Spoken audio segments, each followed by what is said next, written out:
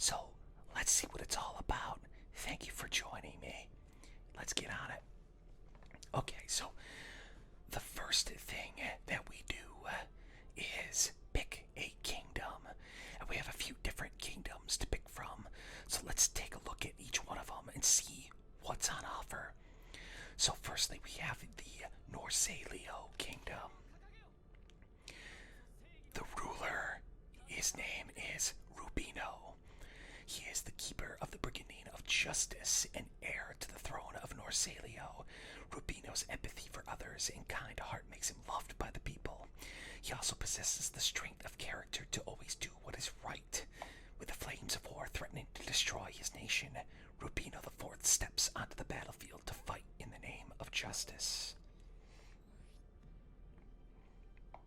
Okay, then we have the Republic of Guimul. The ruler is Eliza Uzala. She is the daughter of Alden Uzala, the bedridden 15th president of the Republic of Guimul. The sword of Enji awakens upon realizing the danger the country faces and tasks her with a life-changing mission. Previously a ballerina performing with a secret identity, she must now accept her fate to don the Brigandine of Glory and perform on the stage of battle. Next, we have the Shinobi Tribe. That sounds pretty cool, like the ninja Shinobi on the Sega Genesis. Shinobi Tribe. The ruler's name is Talia. The Shinobi Tribe is ruled by women who reside in a fortified village deep in the mountains and valleys of the former Hazan nation. Their heirloom, the Brigandine of Freedom, represents the freedom these women have longed for. Talia, daughter of Chief Mother Della, fights for the future of the tribe, a future that won't be threatened by the wars of other nations. Next up, we have the Holy Gustava Empire. The ruler's name is Tim Gustav. Tim Gustav. That doesn't sound like a very fantastical name to me. Tim. There are some who call me Tim. I have to do that in a soft-spoken voice because it didn't sound right. There are some who call me Tim. That's better. He is the 13th emperor of the Holy Gustava Empire. Their land is barren and ridiculed by their neighbors, and they have no Brigandine. Nevertheless, the empire survived through strong family ties and the spirit of rebellion, which Tim calls the beautiful blood of the family. Tim aims to conquer Runusia and to vindicate the name and blood of his family. Next up, we have the Mana Silesia Theocracy. The ruler is Rudo Marco. He is the legitimate son of Romanov. That was actually a real dynasty. So Russian dynasty, the Romanov dynasty, ended with Tsar Nicholas II. The holy sovereign of the Mana Silesia Theocracy. Long ago, the Mana Stone 30 Years' War between the Republic of Guimul's Mohana sect and the Theocracy's Zai sect created a deep rift in the Rune faith. Rudo now dons the Brigandine of Sanctity in order to bring all of Runersia under the rule of the Zai sect. So I could be wrong, but isn't that kind of like what happened with like Orthodoxy and Catholicism, something like that? I might be wrong about that, but then we have the United Islands of Moravia, ruled by Stella Hammett, daughter of Kirk Hammett from Metallica. She is the descendant of the legendary pirate Captain Hammett. I didn't know he was a pirate. The war has stirred up the wild pirate blood of the people of Morelva, and Stella decides to set off to conquer the Runersia with a Brigandine of Ego. Decisive and spontaneous, she decides it would be best to strike anyone else at them. I guess they missed a word there, little typo. She decides it would be best to strike let's just say, lest anyone else has a chance. Her actions are straightforward and direct. Okay, so I think what we're gonna do is we're going to go with the Republic of Guimol because they're kind of on the left side of the continent, kind of segregated, like they don't have too much crap to deal with. They got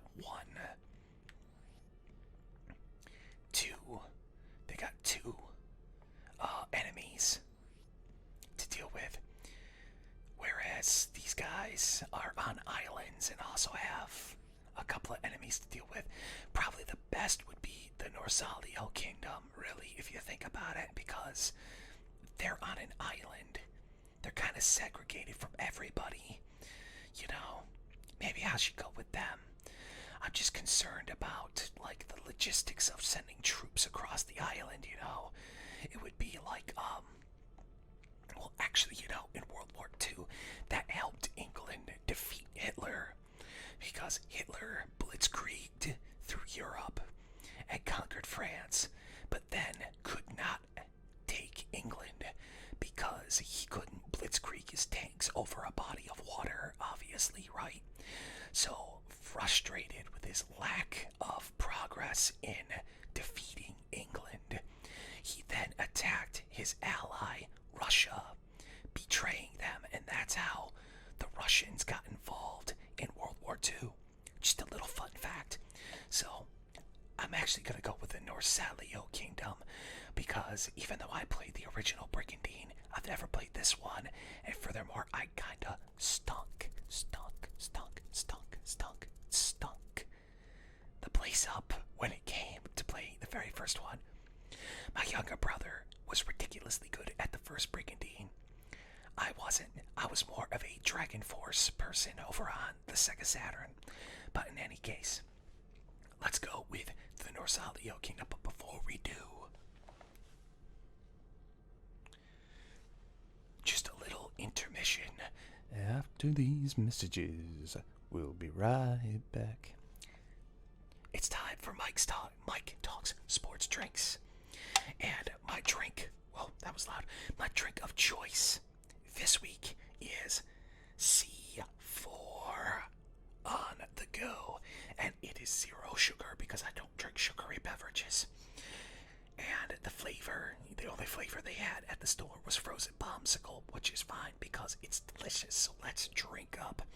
Also, if you have a drink, tell me what you're drinking in the comments below. And toast with me.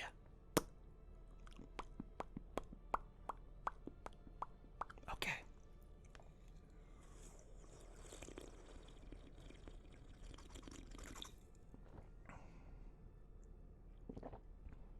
That is so good. Okay. And now, back to the show. Okay. Norsalio Kingdom. Let's go for it. So, we can select our difficulty. Easy, normal, hard. Now, in the original Brigandine, the only real difference was there wasn't a huge difference, like, in the difficulties.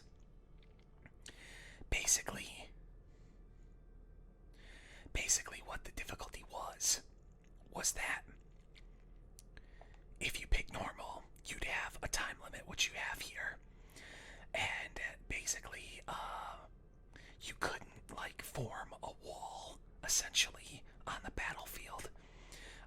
The enemies would kind of scatter and come after you. So we're just gonna go with easy, because why not? I've never played the game before. So then it asks guide play when you take an action for the first time. This can be configured to be skipped in advance. Skip this guide. No, let's see what it says. Why not? Sorry, wow. C4 is pretty intense. Okay, so now we got our loading screen and it's giving us a little insight. Okay, so there's counter attacks in this one. That's pretty cool. there were no counter attacks in the first one, so that's kind of cool. So now we got a bit of storyline here. A neatly dressed dame says, "That was wonderful, Prince Rubino." Another elegant dame says, "I simply cannot believe this is the first play you've ever written." Rubino says, "Thank you for your kind words. Perhaps now my father will finally recognize my skills with the arts." Elena says, My, with all these women surrounding you like this, you already look the part of a great playwright, Prince." "Elena, what are you doing? You shouldn't leave the dressing room with your costume on." "Well, that's just it. Serif's lines are rather childlike, but doesn't this costume make her look a bit too old?" Now, Miss Elena, just because you've known the prince for so long doesn't give you the right to speak to him in any way you please." "Of course I can. Playwrights need a bit of criticism to properly grow. Isn't that right, Prince? I believe that's what my father always tells you, isn't it?" Lord Schisler said that. "Indeed, and a new writer certainly shouldn't object to anything that the royal troop's star actress tells them, right?" So then, in comes this pirate guy, but an elegant dame says, "Well, at any rate, Lord Schisler tonight was amazing." The pirate guy is Lord Schisler, okay? Ladies. "Oh no, what's wrong, Father? You look ill." "Oh, it's nothing. Ladies, I am terribly sorry, but might I have a word with Prince Rubino?" "But of course, we'll be on our way. Please excuse us." "Lord Schisler, what can I do for you?" "Your Grace, I do believe that there were some rather unpleasant patrons lurking in the stands today." "What do you mean by unpleasant patrons?"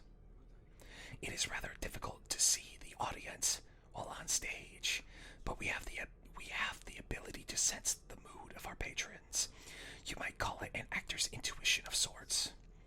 Lord Schisler, your fame precedes you. Not only that, but you are also one of the most prominent rune knights. And if you say you sense something sinister going on, then there is probably a good reason for it." "Your Grace, Prince Rubino," says a guy named Grados. "Oh, look at that guy. General Grados, what are you doing here? Has something happened?" "It's your father, the king. The king is dead." "Long live the king. I am the king. Long live the king. Kill the king. The king is dead. I am the king. Long live the king." Any Megadeth fans out there? I hope so. Rubino says that can't be. Okay, so now we get, change the scene here. So Giu says, "Oh, Norsalio, we shall have justice. Hear me, great winds. Elamuna, Katrishna, may you carry our king to find safety with the rune god." He had no visible injuries. Indeed. Must have been poison. And according to the guards, there were no signs of anyone suspicious near his chambers. I don't believe it. The king was in such good health.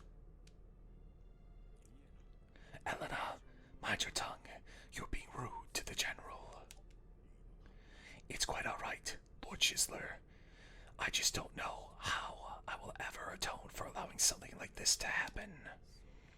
General. Prince Rubino. A knight blames themselves before blaming others. You are the one who taught me that, General.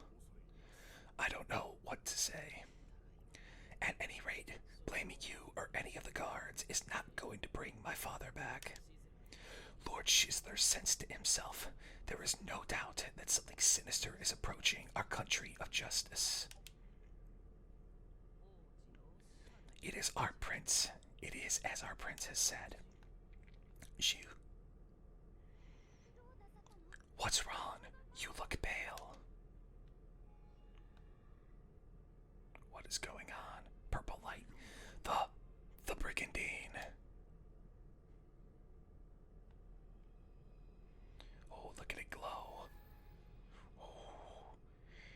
bestow upon us some power, I think, or it's gonna blow us up, either one.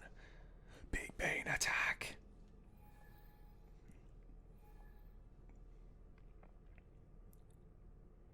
Okay. Shu says, Your Grace, I believe our Brigandine senses the approach of something that threatens our justice. Are you sure?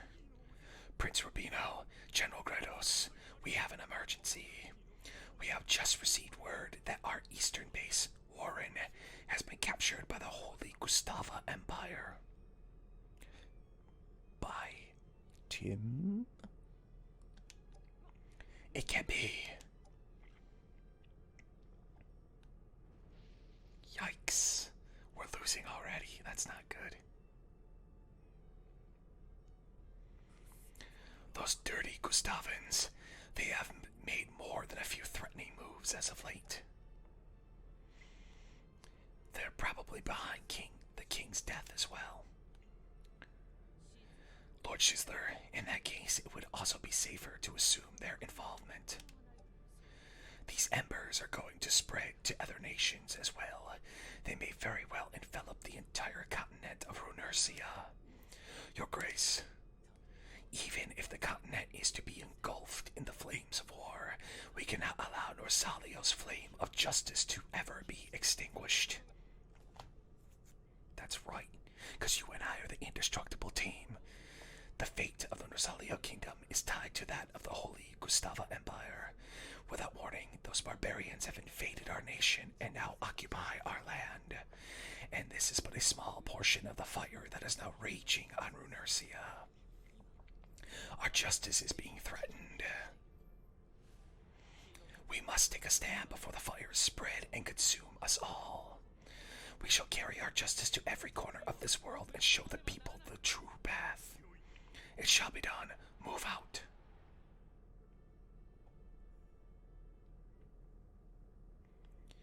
Okay, so now we got gameplay and basic rules. The main mode is where you select a nation to play as while you unify Runersia by occupying all the bases on the map. Other nations are also trying to conquer Runersia as well. Be sure to monitor the map carefully as you guide your nation. If all your nation's bases are lost, then it's game over.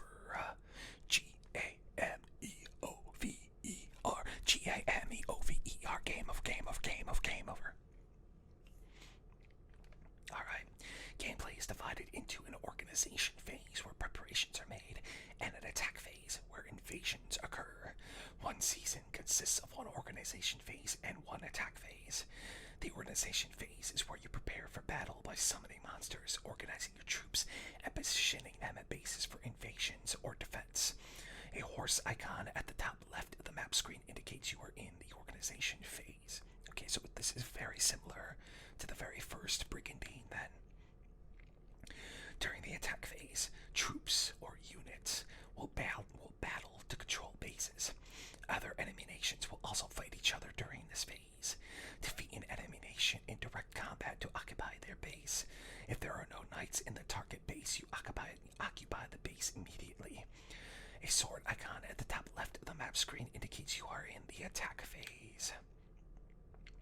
The main map shows the distribution of power by displaying the flag of the occupying nation above each base. Move the right stick up or down to toggle between 3 camera zoom settings. Right stick. Right stick. Right stick. Right stick. Right stick. Right stick. Right stick. Right stick. Right stick. Right stick. Right stick. Right stick. Right stick. Frontline bases are enemy bases connected to your own by a single road. These are crucial sites as you may invade or have to defend next turn. Frontline bases are indicated with an icon of 2 clashing swords. Place a cursor on a base to see its summary in the bottom left. Press the A button to open the base menu.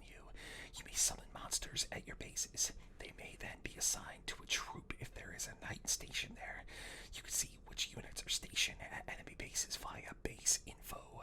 Note the base summary preview only shows mana income and the 3 troops with the highest total combat power. Interesting. Organization phase. Okay, well, what are we gonna do? We gotta take a look around and see what we're working with. So us being on an island seems to be of no consequence because somehow we are connected by roads anyway. So we get no organizational defense. So we have a total of 2 choke points, what we call choke points in the original Brigandine. We have Harmonia and we have Lorentz, and those are going to be the 2 most important sites to defend. So let's take a look and see what we can summon here. Summon and troop. Summon battle units to strengthen your forces and organize troops by swapping units around. Move troops to other bases to prepare for the next invasion or defend bases from enemies. The move command lets you move a troop to another base. Select a destination on the continent map or from a list. Toggle selection mode with the Y button. Press the Y button again to return a troop you've ordered to move into a standby mode, and the Y button is right there. I know it's all black and hard to see, but it's right there. Y button. You can dispatch knights out on quests. That's very similar to the first one too. You may also dispatch knights on quests to obtain rewards. Quests with a rune knight icon have a small chance of recruiting an unaffiliated knight. Keep in mind, troops out on quests will be away for a season and thus unable to aid in attacks or defense during the current season. Some equipment can only be worn by specific units. Others activate special effects when worn as a set. Set items, that's pretty cool. Monster-specific items. Items with an M icon can only be equipped by monsters. Set bonus effects. Filling all equipment slots with items of the same rarity boosts stats. Okay, so you have 1 to 3 stars. Check the general terrain as well as the invading and defending troops' positions. You can check the deployment positions of an adjacent base for invading and defending troops. Terrain information like percentage of water, forest, or mountain terrain is also roughly indicated. Okay, let's see what we can summon at this base here. Okay, we got more. Okay, so monsters can be summoned at your bases during the organization phase. Ensure all preparations are complete before moving on to the attack phase, as monsters cannot be summoned in that phase. Summoning monsters consumes mana from your mana reserve. Upkeep mana is also used at the start of each season to maintain your monsters. More upkeep mana will be required as monsters increase in level and class. Monsters will require upkeep mana even if they are not assigned to a troop. Youch, that's different from the first one. Note, you may have up to 100 monster units summoned at any given time. Summoning consumes mana immediately, while upkeep mana will be consumed at the start of every organization phase. Mana from all your bases is added to your country's mana income. Avoid summoning more monsters than you can afford, or your mana balance will appear in red for that season. If your mana reserve reaches 0, and you are unable to pay the required upkeep mana, you will start the battle with your monster's units' HP and MP reduced by 30%. Yikes! Oh my god, that's rough. You can avoid this by releasing monsters or taking control of more bases to increase your mana income. Perform a revive summon to return a monster lost during battle to your army. Revive summons will require the use of a special item called a revival stone, as well as mana from the mana reserve. Press Y on the summon screen to switch to revive summon. Only the 100 most recently lost monsters may be revived, with the oldest gone forever. Okay, so that's pretty cool, pretty cool, pretty cool, pretty cool, pretty cool, pretty cool, pretty cool, pretty cool. And a big difference from the first game, because if you had like a leveled up monster, like way leveled up, and the monster died, that monster's gone forever. So at least you have the ability here to save a monster. So what can we summon here? We can summon unicorns. Unicorns, unicorns, unicorns, unicorns, unicorns, unicorns, unicorns, unicorns, unicorns, unicorns. In the first game, unicorns were responsible for healing. We also have a bronze golem. Bronze golems are, well, in the first game, they missed, like, a lot. They were very inaccurate. Like, horribly inaccurate. And we also have a wyvern. Wyverns were cool, too. Basically, not as good as dragons, but would eventually become, I think, called a Bahamut, which was basically a dragon. So they were worth getting in the first one. I have no idea about like what this one is about, but okay. So it gives power and range here. It does not say at all like what the accuracy is. It doesn't seem to say what the accuracy is. Okay, so let's, well, no, we don't want to release a monster. That would be bad. Let's take a look at our units. We have a level 11 knight here, with look like she has 111 rune power left. We have a lizard man,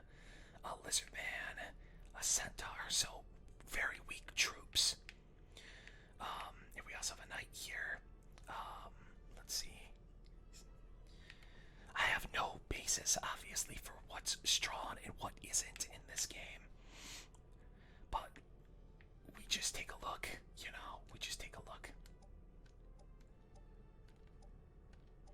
Okay. Let's go back. Okay, so we could probably do, like, stand to beef that up a little bit. Let's take a look at this one. What can we summon here?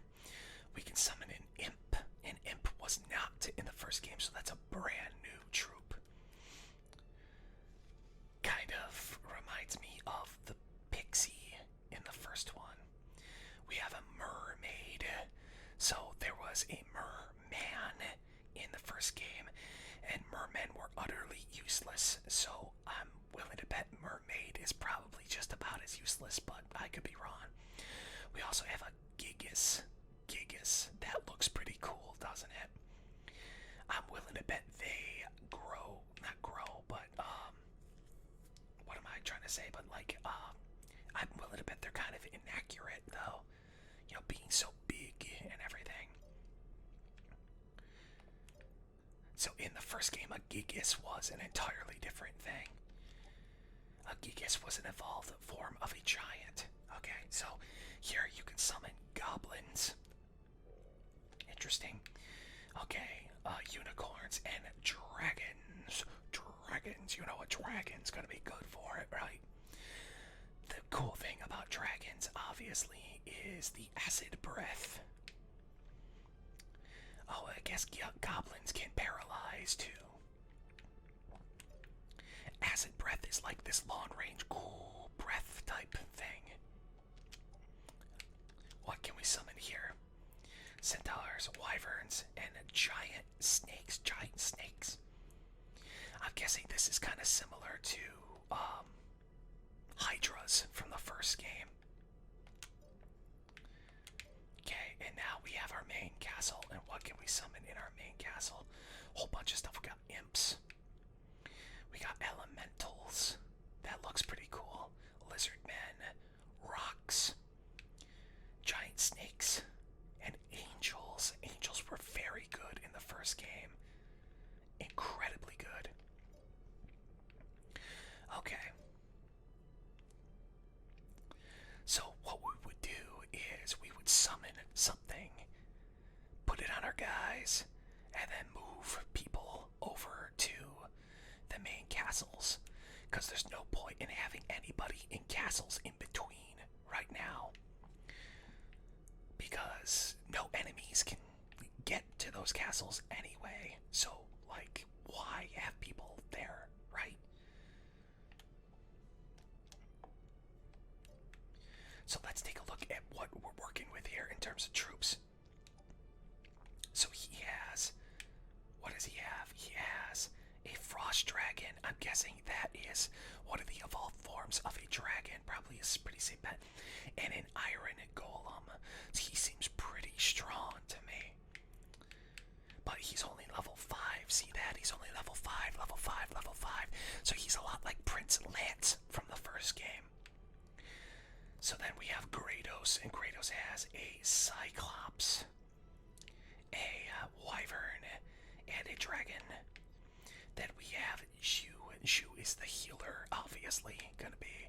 So Giant Snake, Bronze Golem, and a Goblin. We also have Shizzler. Shizzler has a Nightmare, which is an evolved form of a unicorn. You can either go light or dark, and Nightmare is the dark version. A dragon and a centaur. We have Elena. She has a siren and a lizard man. We have a rookie called Pick. So we have Imp, and Elemental. Okay. Whew, tough stuff here. Tough stuff. So we don't have any, unfortunately we don't have any context as to who is really, really worth training up. But what we're gonna do is we're gonna see who we have here. We have level 1 Enchantress. Enchantresses use magic. We have ghouls. Ghouls are terrible, but they evolve into good stuff.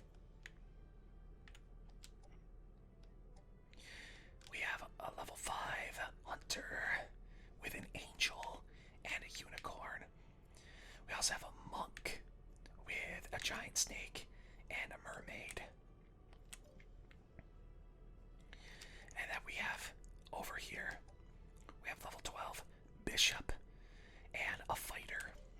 Okay. So here's what we're gonna do. We're gonna summon. So we have, let's see, we have 543 mana in reserve. Our upkeep mana is currently 859. That's gonna really bite us. That's something we definitely didn't have in the first game, and it complicates things. So let's summon an angel. Oh, that looks pretty cool. Nice 3D model there. So we got our angel. And for some reason we got -1 and 2 MP.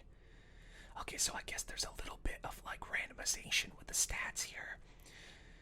So they have the base stats. We got +10 to HP, +1 to strength, +3 to intelligence, +2 to agility, and -1 to MP. So overall I say that was a pretty good roll.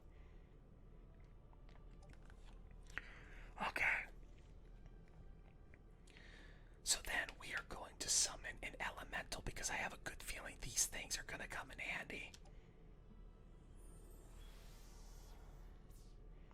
Okay, so we got our elemental summoned, and we really got screwed on those rolls. Too bad.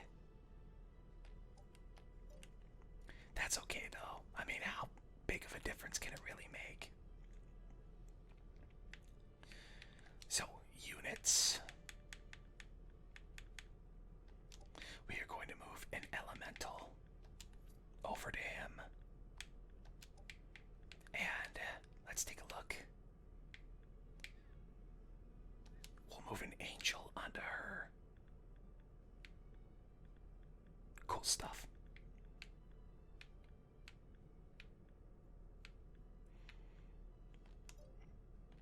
All right. Let's send Pick out on a quest. Alright, so we have bad outlook on every quest. Or we could send her to the training grounds. Oh my goodness, now that is something that was really needed in the first game. And I am so happy they have it here. So now we don't have to get like really not very good generals involved in actually doing combat in order to gain experience. So let's send her to the training grounds.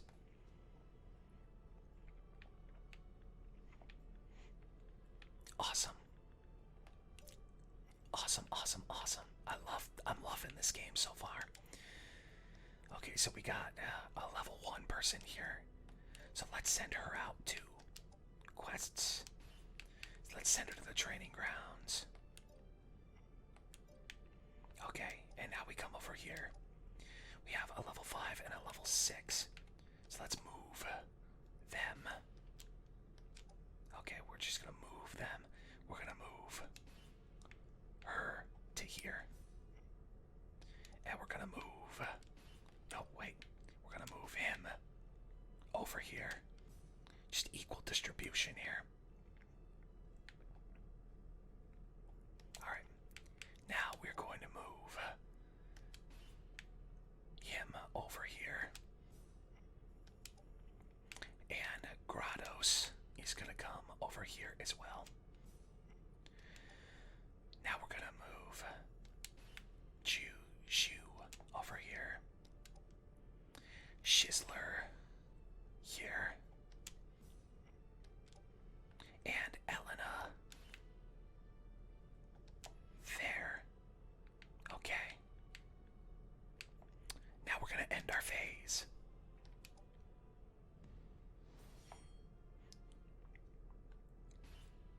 The thing about Brigandine is that you like never attack on the first phase. At least you didn't in the first game, because essentially you're like moving troops around, and at least in the first game, if you moved a general in your organization phase, you couldn't then attack with them in the next phase.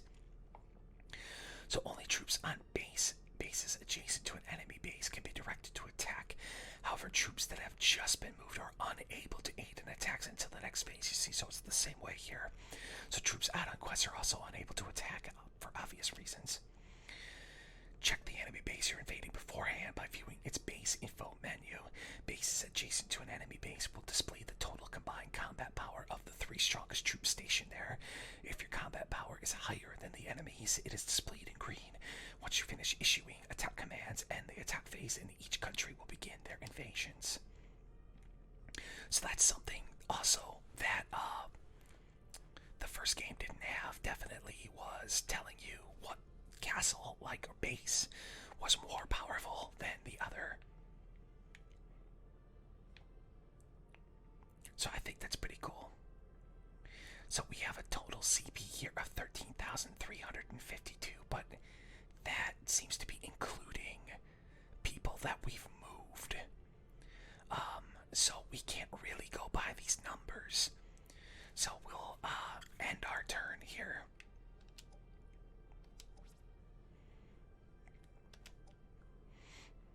Alright, so with the turn being ended, all else being equal, Grados says, Your Grace, I have prepared a report regarding the current state of each of the other nations. Thank you, General Grados. So, I guess this report, Grados says, something strange is about in the Republic of Guimol, home of the Brigandine of Glory. President Alton has not been seen in public for some time now. There are also puzzling reports from the last few days of Rune Knights from all across the region gathering in the capital of Gargara, near the statue of Mohana Garadine, the creator of the Mohana sect of the Rune Church. I have also been unable to locate the whereabouts of those responsible for King Rubino III's death or determine what their next move might be. Furthermore, Alden's daughter Eliza is being recognized as his successor. Many say she is the reincarnation of the legendary Mool Angi sisters. In the name of our Brigandine of Justice, we cannot afford to retreat a single step. Okay, and now for the next kingdom here. Oh goodness, I'm sorry. I have also received reports that the mercenaries from the former Azam nation under our employ have fled. However, as that country is full of masters of shinobi magic, I have heard the female shinobi have built a new stronghold deep in the forest. They are being led by a woman named Della. We should keep a close watch on both her and her daughter Talia. Shinobi have long been forced to work the most dangerous tasks. Now they have donned their Brigandine of freedom, and they are preparing to overthrow us and the other established nations. Okay. And now for the true enemy. As for the Holy Gustava Empire, as you are already aware, they have invaded our country. However, they are also pushing hard into other countries as well. Yet, unlike other countries similar to ours, the Empire has never once been in possession of their own Brigandine. The Gustavs are an autocratic family, descended from the knights who were long ago exiled from our country. However, the current emperor, Tim Gustav, is the youngest member of the family. In order to control a group of such misfits, he plans to obtain a Brigandine and use its power to rein them in. Your Grace, if a country like that were to get their hands on a Brigandine, then our justice would lose all meaning. Alright, and now, for the two-headed eagle. Next we have the Mana Silesia Theocracy. Many believe that the only explanation for their actions is that Holy Sovereign Romanov has been possessed by an evil spirit. As you know, the Holy Sovereign is an advocate for the Zai sect of the Rune faith. We may follow the teachings of the Mohana sect here, but there hasn't been direct conflict between the two sects, mostly due to the Holy Sovereign's great wisdom. However, Rudo, the Holy Sovereign's son and chief of police, recently tried to incite a revolt. It seems that he is planning to convert the entire continent to the Zai sect in the name of his Brigandine of Sanctity. Your Grace, we must use our justice to stamp out these foolish aspirations before it is too late.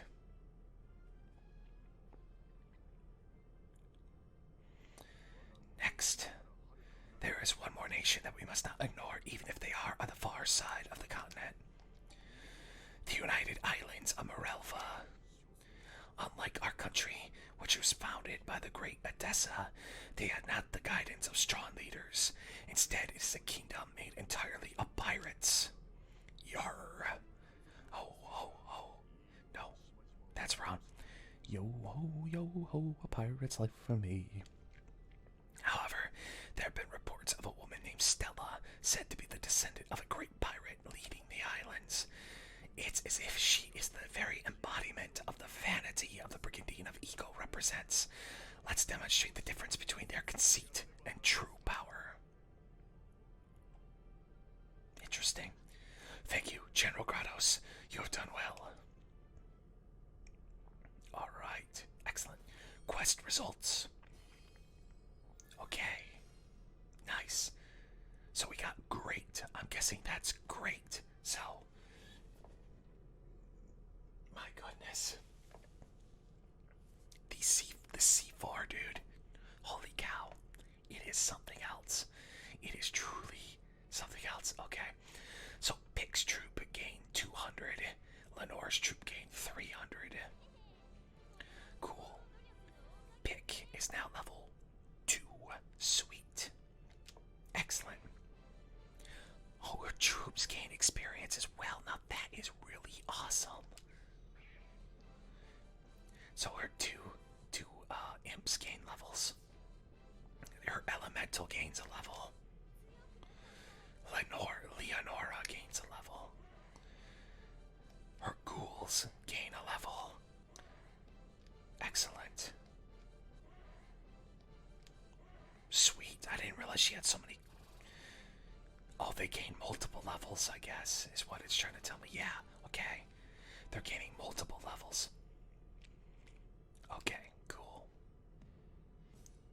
So we are back in colonization phase now. And I hate to do this to you, but I know we didn't have a battle yet, but this video is going on 50 minutes long. So I think I'm going to end our adventures in the land of Runersia here. And we'll just pick it up next time. I hope that you liked the video. If you did, give me a big thumbs up and leave a comment below. And also subscribe and hit the bell icon so that way you're notified of all my uploads if you haven't already. And if you have, thank you so much for doing so. Thank you for being part of this community.